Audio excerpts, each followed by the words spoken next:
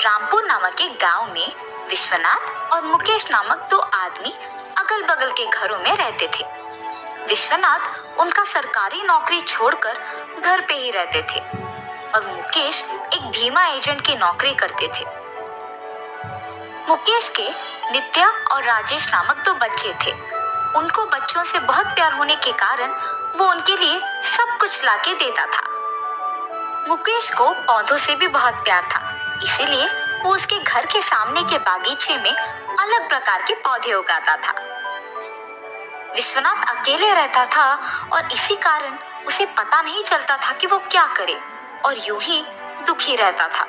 मैं ऐसे खाली ही पड़ा रहूंगा, वो ऐसे ही सोच में पड़ के दुखी हो जाऊंगा, इसीलिए मुझे अपने आप को व्यस्त रखने के लिए कुछ काम करना होगा। ऐसे वो काम की सोच में पड़ जाता है। हाँ, अगर मैं अपने घर के सामने एक बागीचा बनाऊंगा तो उनमें अलग प्रकार के पौधे लगाकर उन्हें बेच सकूंगा और इतना ही नहीं, मेरा सारा वक्त पौधों को संभालने में ही जाएगा। ये फैसला करके वो पौधों को लाके उन्हें उसके घर के सामने के बागीचे में लगाता है और उन्हें बेचना शुरू करता है। उसके पास अलग प्रकार के पौधे मिलने के कारण सभी उसी के पास आके पौधे खरीदते थे।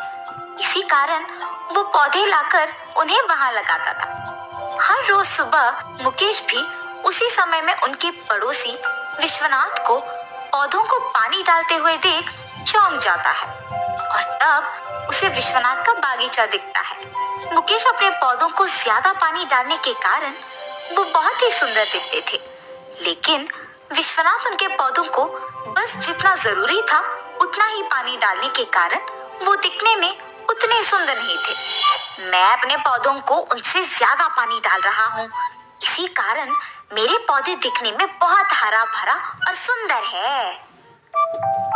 ये सोचकर उनके पौधों को पानी डालकर वहां से चले जाता है।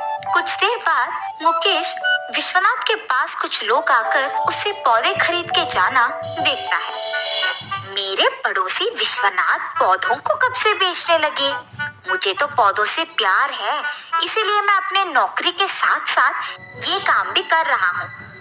और अगर मैं इन पौधों को बेचने लगूंगा तो इनसे ज्यादा मेरे ही पास पौधे बिकेंगे।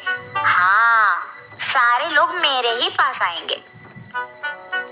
और उसके फैसला के मुताबिक ही अगले दिन वो भी अलग प्रकार के पौधे लाकर उसके बागीचे में लगाता है और विश्वनाथ के ही तरह वो भी उन्हें बेचने लगता है। उसकी सोच के ही अनुसार सभी लोग पौधे अच्छे दिखने पर मुकेश के पास आकर ही उन्हें खरीदते थे।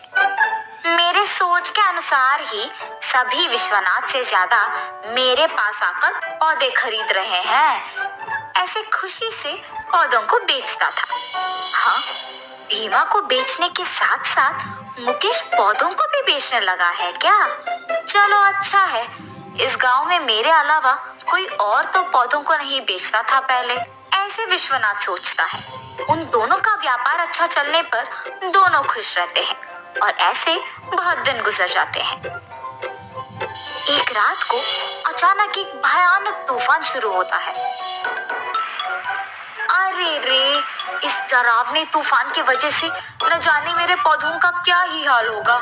हाय भगवान। ऐसे उसके पौधों के बारे में परेशान होते हुए मुकेश सोता है। सुबह उठते ही वो सबसे पहले उसके पौधों को देखने जाता है। पौधे सारे नीचे पड़े हुए और जड़ों से बाहर आके नष्ट हुए होते हैं। उन्हें देख मुकेश बहुत दुखी होता है। इतने में विश्वनाथ भी उसके पौधे देखने आता है। हम दोनों हर रोज सुबह एक ही समय में पौधों को पानी डालते थे, न जाने उनके पौधों का क्या हाल है। और विश्वनाथ के पौधे देखने जाता है। उनके पौधों को सीधे और अच्छे होते देख दंग रह जाता है। उनसे तो ज्यादा पानी मैं अपने पौधों को डालता हूँ, उनसे ज्यादा मेरे ही पौधे दिखने में अच्छे हैं, लेकिन मेरे ही पौधे नष्ट हो गए हैं और इनके पौधे तो सही सलामत है। ये कैसे मुमकिन हो सकता है? इस सोच में पड़ जाता है और निराश हो जाता है।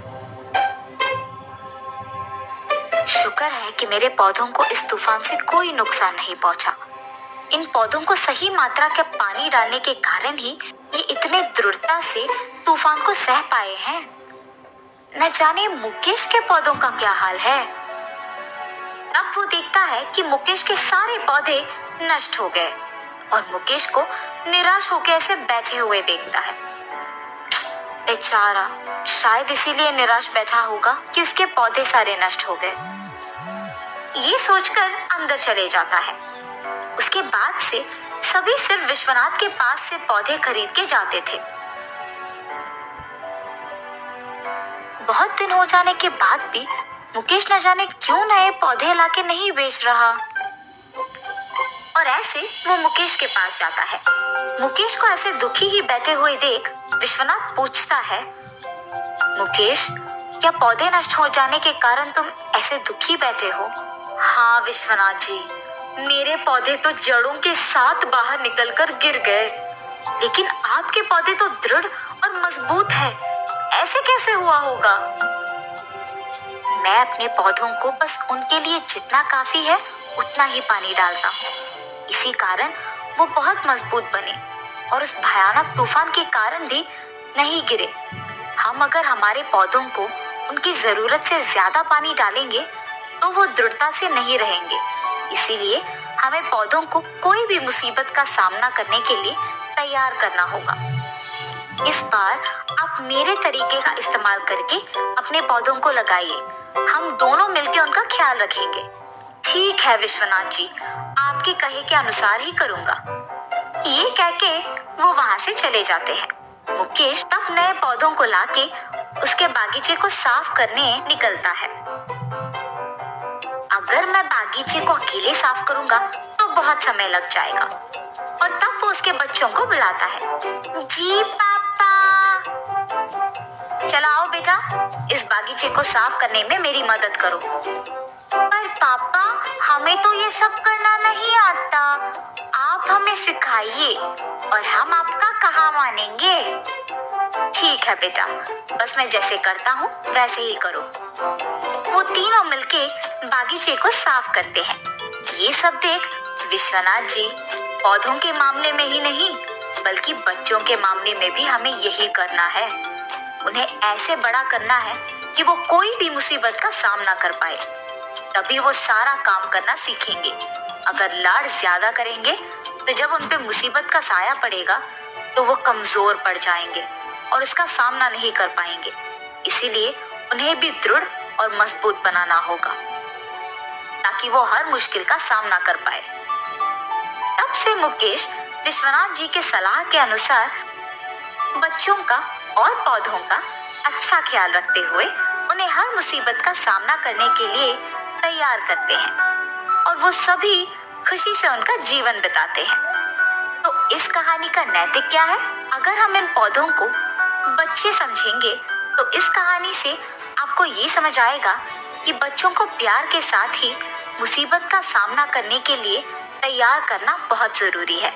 अगर उन्हें कोई काम नहीं करने देंगे या सिखाएंगे नहीं तो वो भविष्य में अपने आप कुछ